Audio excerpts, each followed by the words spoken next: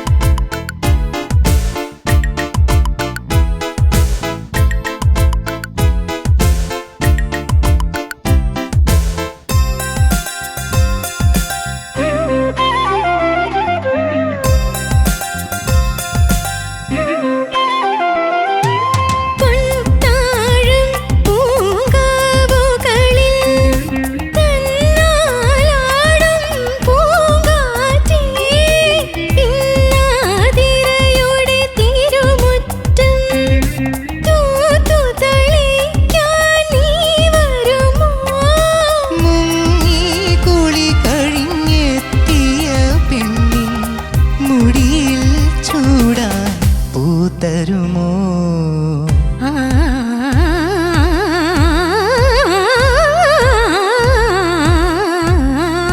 തീരം തേടുമോളം പ്രേമഗീതങ്ങൾ തന്നു, ഈണം ചേർത്തു ഞാൻ ഇന്നു നിൻ കാതിൽ പറഞ്ഞു.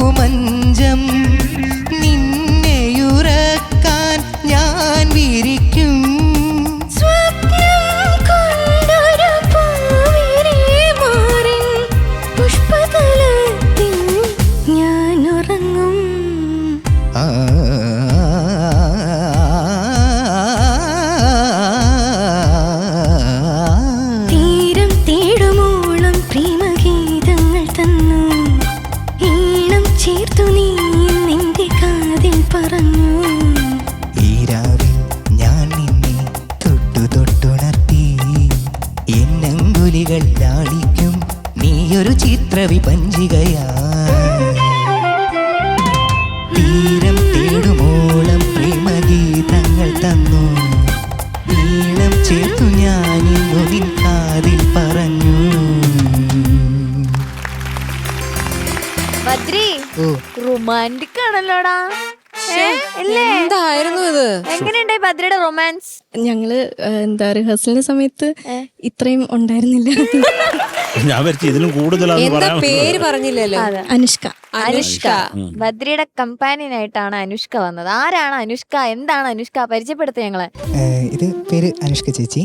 ഇത് എന്റെ മാഷിന്റെ ശിഷ്യാണ്.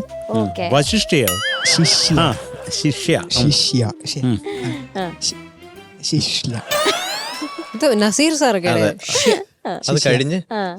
അപ്പോ ചേച്ചി CS പഠിക്കാണിപ്പോ. ബദ്രി വിളിച്ചപ്പോ തന്നെ വരാൻ റെഡി ആയിരുന്നു.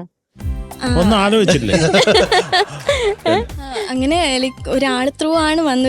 പത്മകുമാർ എന്ന് പറഞ്ഞിട്ട് അങ്കിളുണ്ട്, പുള്ളി ത്രൂ ആ വന്നേ. അപ്പം പാടാൻ വേണ്ടി വിളിച്ചു. അപ്പം ബദ്രിയുടെ പാട്ടൊക്കെ കേട്ടിട്ടുണ്ട്.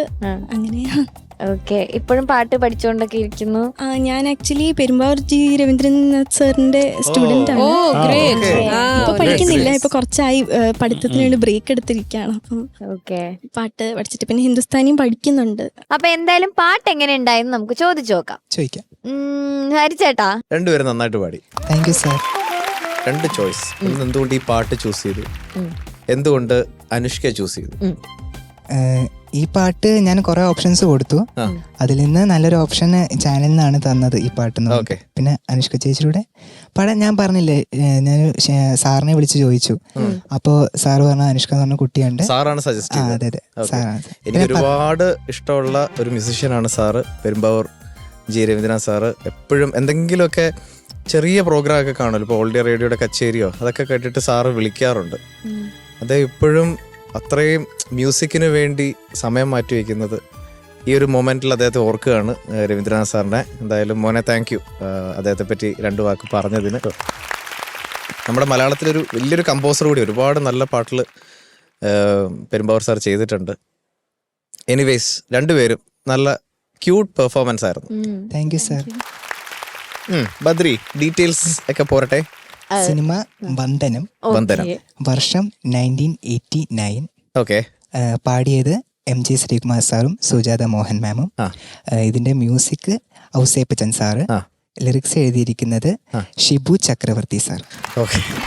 ഈ 1989 ശരത് സാറിന് എന്തെങ്കിലും ചില ആൾക്കാർ ആ സമയത്താണ് എൻട്രി എന്നൊക്കെ കേട്ടിട്ടുണ്ട്. എൻട്രിയോ? ഫീൽഡിലേക്കുള്ള ഒരു എൻട്രി, ഒരു തുടക്കം.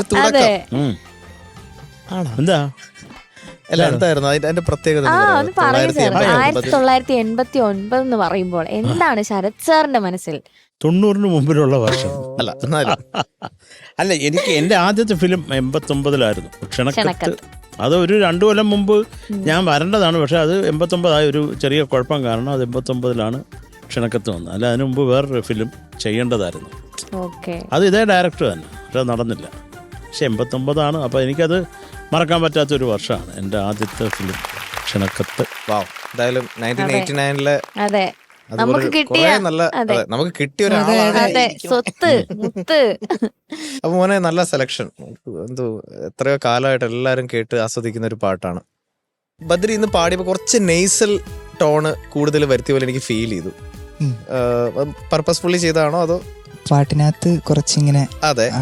അപ്പം എനിക്ക് അങ്ങനെ തോന്നി മോനെ, അത് അത്രയും നെയ്സൽ ആക്കണ്ടായിരുന്നു എന്ന് തോന്നി. തുടങ്ങിയതൊക്കെ തീരം ഒന്ന് പാടാവോ? First lines. തീരം തേടുമോളം പ്രേമഗീതങ്ങൾ തന്നു. ഇത്രയും അങ്ങ് ഇങ്ങനെ എന്താ പറയാ, അങ്ങ് പ്രസ് ചെയ്യണ്ടെന്ന് എനിക്ക് തോന്നുന്നു. തീരം തേടുമോളം പ്രേമഗീതങ്ങൾ തന്നു, തീരം തേടുമോളം പ്രേമഗീതങ്ങൾ തന്നു, ഈണം ഇപ്പം ഈ എന്നാ പാടുന്നത്. ഈ കുറച്ചും കൂടി ഒരു നേസൽ ടോൺ ഒന്ന് കുറച്ച ഈണം. ഈണം ചേർത്തു ഞാൻ ഇന്നു നിൻ കാതിൽ പറഞ്ഞു. ഇനി ആ ടോണിൽ കുറച്ച് എക്സ്പ്രസീവ് ആവാം. അപ്പോൾ എനിക്ക് മോൻ പാടുന്നുണ്ട് നന്നായിട്ട്. ആ ടോൺ വൈസ് കുറച്ച് നേസൽ കൂടി പോയോന്ന് തോന്നി കേട്ടോ. Okay sir. ആക്ച്വലി ബദ്രി അങ്ങനെ ഒന്നും തെറ്റിച്ചിട്ടില്ല. ബദ്രി നന്നായിട്ട് തന്നെ പാടിയിട്ടുണ്ട് ഓവറോൾ കേട്ടോ. Thank you sir. രസമായിട്ട് പാടിയിട്ടുണ്ട്. അതൊന്ന് ഡീകോഡ് ചെയ്യാം, ജസ്റ്റ് ഒന്ന് ആ സംഗതി ജസ്റ്റ് ഒന്ന് ഡീകോഡ് ചെയ്യടാ.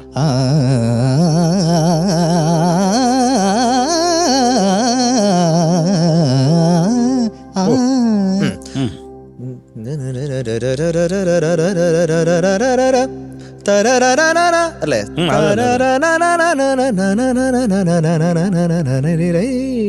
അപ്പൊ ഗമഗസനി പനി സനി പമ ഗമ പമ ഗസ ഗമ സനി പ. അത് ആ ഗ ആൻഡ് നീ കുറച്ച് ഇങ്ങനെ പോവായിരുന്നു. അപ്പം ചെറിയ ഗായാണോ വലിയ ഗായാണോ എന്നൊക്കെ ഉള്ളൊരു കൺഫ്യൂഷൻ ഉണ്ടായിരുന്നു. But it was good. അങ്ങനെ തെറ്റിച്ചിട്ടൊന്നും ഇല്ലടാ, നീ നന്നായിട്ട് പാടിയത്. എന്നാലും ഒരു ക്ലാരിറ്റി നിനക്കും കൂടി വന്നു കഴിഞ്ഞാൽ ബദ്രിക്ക് സ്വന്തമായിട്ട് ഓക്കെ അവിടെ ഇന്ന നോട്ട്സ് ആണ് എന്ന് സ്വന്തമായിട്ട് അറിയാം അല്ലേ? അറിയാം. You know. ഓക്കെ. അപ്പൊ അതൊന്ന് ക്ലാരിറ്റി വരുത്താൻ തോന്നി. Okay sir. പിന്നെ ഈ രാവിൽ അതൊന്ന്. ഈ രാവിൽ ഞാൻ നിന്നെ തൊട്ടുണർത്തി എന്നങ്കുലികൾ ലാളിക്കും നീയൊരു ചിത്രവിപഞ്ചികയായി. രസമായിട്ട് പാടിയടാ, അതൊക്കെ നന്നായിട്ട് തന്നെ പാടി കേട്ടോ. Thank you sir. പിന്നെ നല്ല ആക്ട് ആയിരുന്നു. ഇത് ആരാ ഡിസൈൻ ചെയ്തത് നിങ്ങളുടെ ഈ കൊറിയോഗ്രാഫി ഒക്കെ? ഷാഹുലേട്ടൻ കുറെ കഷ്ടപ്പെടുന്നുണ്ടല്ലോ. അപ്പൊ അതൊക്കെ കൊള്ളായിരുന്നടാ അത്. പക്ഷെ എനിക്ക് കോമഡി ആയിട്ട് തോന്നിയത് ഇവൻ ഇത്രയും റൊമാൻസ് വന്നിട്ട് ആ സംഗതി വന്നപ്പം, അതായത് ഞാനൊരു ചിത്ര വിഭജികയായി, ഒരു സെക്കൻഡേ ഞാൻ ഈ സംഗതി ഒന്ന് പാടി അതവൻ അത്രേ ഉള്ളൂ. അവിടെ റൊമാൻസ് ഒന്നുമില്ല. പാട്ട് കഴിഞ്ഞിട്ട് അവൻ എല്ലാം ഞാൻ സംഗതി പാട്ട് നീ അടുക്കളയിൽ പോക്കോ ഒന്ന് കഴിഞ്ഞിട്ട് തിരിച്ചു. അതെ, രസമായിരുന്നടാ, നല്ല ആക്ട് ആയിരുന്നു കേട്ടോ. Thank you sir. അനുഷ്ക നന്നായിട്ട് പാടി. താങ്ക് യു ചേട്ടാ. ചേച്ചി ബദ്രി ഓ മാം, സൂപ്പർ ആയിരുന്നു. Thank you ma'am. അനുഷ്ക നല്ല സപ്പോർട്ടായിരുന്നു ശരിക്കും ബദ്രിക്ക്. എനിക്ക് ഇപ്പൊ എല്ലാം ഏകദേശം എല്ലാം പറഞ്ഞു കഴിഞ്ഞു. പ്രത്യേകിച്ച് ഇതിനകത്ത് ഒന്നും പറയാൻ ബാക്കിയില്ല. ഒരുപാട് മിസ്റ്റേക്സ് ഒന്നുമില്ല. ബദ്രി വളരെ മനോഹരമായിട്ടാണ് പാടിയത്. പിന്നെ ഉണ്ടായിരുന്ന കുറച്ച് കാര്യങ്ങളെല്ലാം ഹരി പറഞ്ഞു കഴിഞ്ഞു. പിന്നെ എന്താ പറയാ, നിങ്ങളുടെ കോസ്റ്റ്യൂമിനെ പറ്റി പറയാം. പക്ഷെ അതും ഒരു മാച്ച്, ഒരു കോർഡിനേഷൻ ഉണ്ട്. എന്തായാലും നിങ്ങൾ ഇതിന്റെ പുറകെ കുറെ വർക്ക് ചെയ്തിട്ടുണ്ട് എന്നുള്ളത് മനസ്സിലാവും. പിന്നെ ബദ്രി ഓരോ പാട്ടിനും വല്ലാത്ത ഡെഡിക്കേഷനാണ് ബദ്രിക്ക്. ഏത് തരത്തിലുള്ള പാട്ട് എന്ന് മാത്രമേ ഉള്ളൂ അല്ലേ ബദ്രി? ബദ്രി ശരിക്കും നിൽക്കുന്ന കണ്ടാലറിയാം ബദ്രി എല്ലാം യെസ്. ഇനി നിങ്ങൾ എന്താ ചോദിക്കാൻ പോകുന്നത് പറഞ്ഞോളൂ, ഇതിനൊക്കെയുള്ള ഉത്തരം എൻ്റെ കയ്യിലുണ്ട്. അങ്ങനെയാണ് ബദ്രി നിൽക്കുന്നത്. കാരണം ബദ്രി കോൺഫിഡൻ്റ് ആണ്, അതാ വേണ്ടത്. നമ്മൾ പാടിക്കഴിഞ്ഞാൽ മറ്റൊരു വ്യക്തി പറയുന്നതിനേക്കാൾ കൂടുതൽ നമ്മൾ അറിഞ്ഞിരിക്കണം നമ്മൾ എങ്ങനെ പാടിയെന്ന്. ഒരാൾ നന്നായി എന്ന് പറഞ്ഞാൽ ചിലപ്പോൾ നമുക്ക് ഇഷ്ടമായിട്ടുണ്ടാവില്ല. അപ്പോൾ അത് ഉള്ളിലിരിക്കണം. നന്നാക്കുന്നത് വരെ അത് നമ്മൾ ട്രൈ ചെയ്തുകൊണ്ടിരിക്കണം. ഓക്കെ, ഒരിക്കലും വേറൊരു വ്യക്തിയുടെ അഭിപ്രായത്തിലായിരിക്കരുത് നമ്മൾ നമ്മുടെ തീരുമാനങ്ങൾ എടുക്കുന്നത്.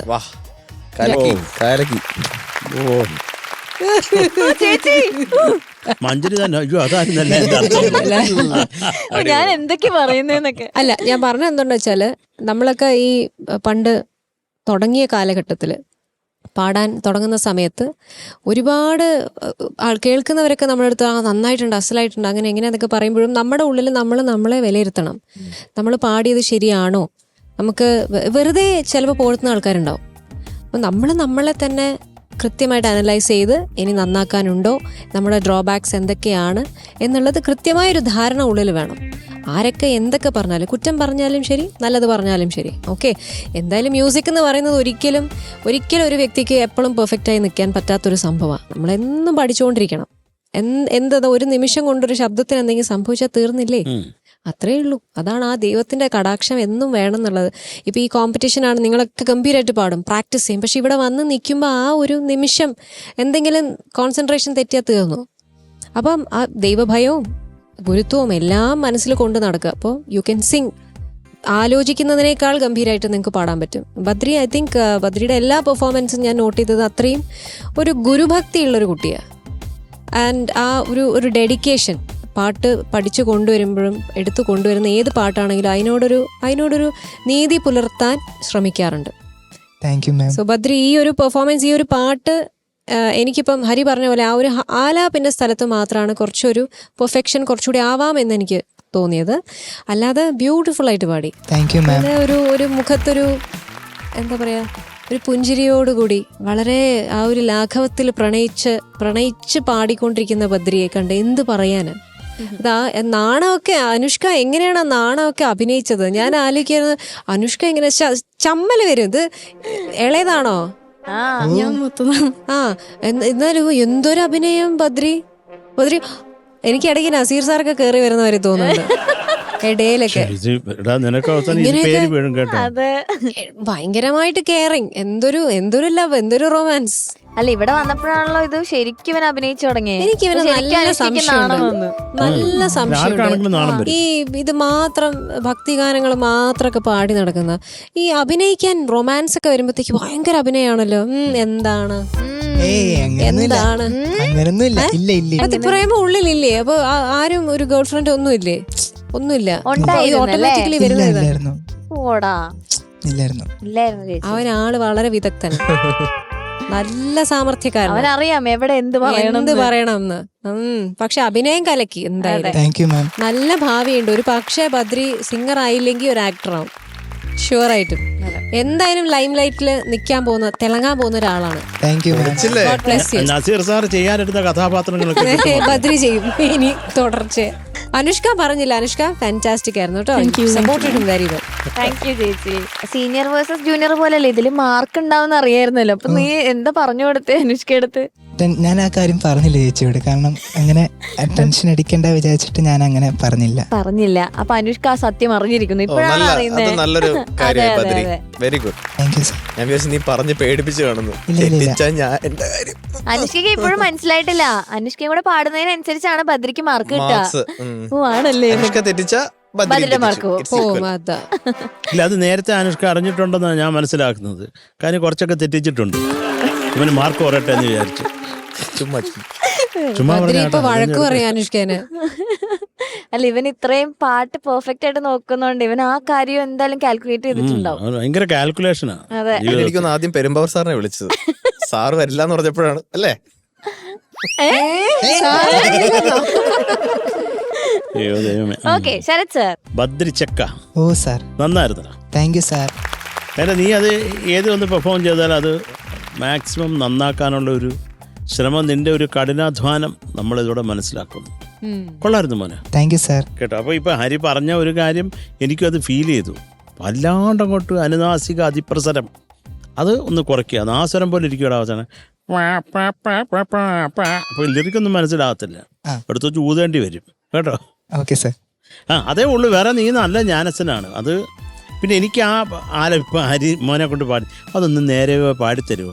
ആ ചെറിയ ഗാന്ധാരം ആ തുടക്കത്തിൽ മാത്രമേ ഉള്ളൂ, പിന്നെ എല്ലാം വലിയ ഗാന്ധാരമാണ്. Okay sir. അത് വൃത്തിയായിട്ട് പാടി ഹരിക്ക് കേൾപ്പിച്ചു കൊടുക്കും.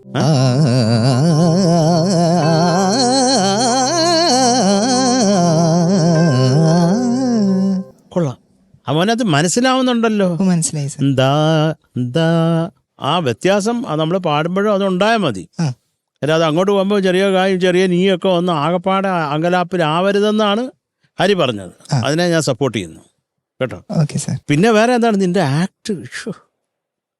എടാ നിനക്കൊരു ബുദ്ധി വേണ്ടേ?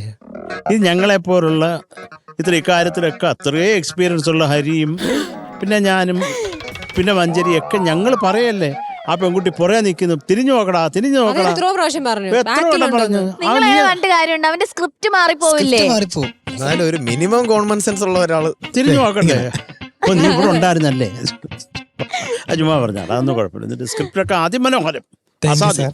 എന്റെ സ്ക്രിപ്റ്റിൽ അനുഷ്ക നാണിച്ച ആകെ വല്ലാത്തൊരവസ്ഥയിലായി. അനുഷ്കേ, എന്തിനാണ് രവീന്ദ്രൻ സാറിന്റെ അടുത്ത് പഠിത്തം നിർത്തിയത്? നിർത്തിയതല്ല, ഞാൻ ആക്ച്വലി ഡിഗ്രി ഒക്കെ ആയി കുറച്ച് കഴിഞ്ഞപ്പോഴത്തേക്ക് ഈ കോഴ്സ് എടുത്തപ്പം പിന്നെ ഒട്ടും സമയമില്ലാതായി. അങ്ങനെ പതുക്കെ ഡിസ്കണ്ടിന്യൂ. അപ്പൊ സാറ് തന്നെ ഇങ്ങോട്ട് പറഞ്ഞു പഠിത്തമൊക്കെ കഴിഞ്ഞിട്ട് വന്നാൽ മതി, പഠിത്തത്തിൽ ഫോക്കസ് ചെയ്യുമെന്ന് പറഞ്ഞു. അയ്യോ സാറ് നല്ലൊരു മനുഷ്യനാണ്. എപ്പോഴും സാർ ഇങ്ങോട്ട് വിളിച്ച് അന്വേഷിക്കും സുഖമായിട്ടിരിക്കുന്നോന്നൊക്കെ. എന്തൊക്കെയാലും രവീന്ദ്രൻ സാറിന്റെ കാര്യം പറഞ്ഞാൽ കുറേ സന്തോഷം. എനിക്ക് കുറേ ഇഷ്ടമുള്ള ഒരു മനുഷ്യനെ എത്രയോ ഉഗ്രം പാട്ടുകൾ ചെയ്തേക്കുന്നു മലയാള സിനിമയ്ക്ക്. അത് സന്തോഷം മക്കളെ. അപ്പം അനുഷ്ക, എനിക്ക് ഇവൻ പാടിയതിൻ്റെ അത്ര എനിക്ക് അനുഷ്ക പാടിയത് ഇമ്പ്രസീവ് ആയില്ല, അതുള്ള സത്യമാണ്. എന്നാലും സപ്പോർട്ട് ചെയ്യാൻ വന്നല്ലോ അനുഷ്ക. കുറേ താങ്ക്സ് കേട്ടോ. അനുഷ്കയുടെ ട്രിവാൻഡ്രത്തല്ലേ സ്ഥലം? ട്രിവാൻഡ്രമാണ്. അച്ഛനും അമ്മയൊക്കെ എന്ത് ചെയ്യുന്നു? അച്ഛൻ മസ്കറ്റിലാണ്. അച്ഛൻ അവിടെ ഒരു സെയിൽസ് ഡിവിഷനിൽ മാനേജറായിട്ട് വർക്ക് ചെയ്യാണ്. അമ്മ വീട്ടിൽ തന്നെ ഇപ്പം കൗൺസിലിംഗ് സൈക്കോളജിയുടെ കോഴ്സ് പഠിച്ചുകൊണ്ടിരിക്കുകയാണ്. ഓ നോ, ഓക്കെ, നല്ലതാ. കാര്യം ഈ സൈക്കോളജി എന്ന് കേൾക്കുമ്പോഴൊക്കെ എനിക്ക് എന്റെ മോളെ ഓർമ്മ വരും. അവളതാ പഠിക്കുന്നത്. അവള് കോളേജ് ടോപ്പറാണ്. അതുകൊണ്ട് ഞാൻ കുഞ്ഞിന്റെ മുമ്പിൽ പോയി നിൽക്കാറില്ല. ഒരു ചാക്കും കൊണ്ടാകായിരുന്നു അവളുള്ളപ്പോ, മുഖം കാണാനില്ല. കുറെ സന്തോഷം അനുഷ്ക സപ്പോർട്ട് ചെയ്തതിൽ. നിങ്ങൾ രണ്ടും കൂടെ നിങ്ങളുടെ ആ ഒരു ആക്ട് ഒക്കെ ബ്യൂട്ടിഫുൾ ആയിരുന്നു കേട്ടോ. അത് പറയാതിരിക്കാൻ വയ്യ. നല്ല സംഭവം കലക്കി. All the best. Thank you, sir. Thank you, Sharad sir. Okay, അപ്പൊ ഇനി ചോദിക്കാം. മഞ്ജരി ചേച്ചി 8.9. Thank you. Super. Thank you ചേച്ചി. ശരത് സാർ? ബദ്രി, മഞ്ജരി ഇത്രയും മാർക്ക് കൂട്ടി തന്ന സ്ഥിതിക്ക് ഞാൻ കുറച്ച് കുറയ്ക്കും. 8.7. Thank you, sir. Thank you, Sarath sir. ഹരിചേട്ടാ? Okay. Thank you. Thank you, sir. So total 17.6.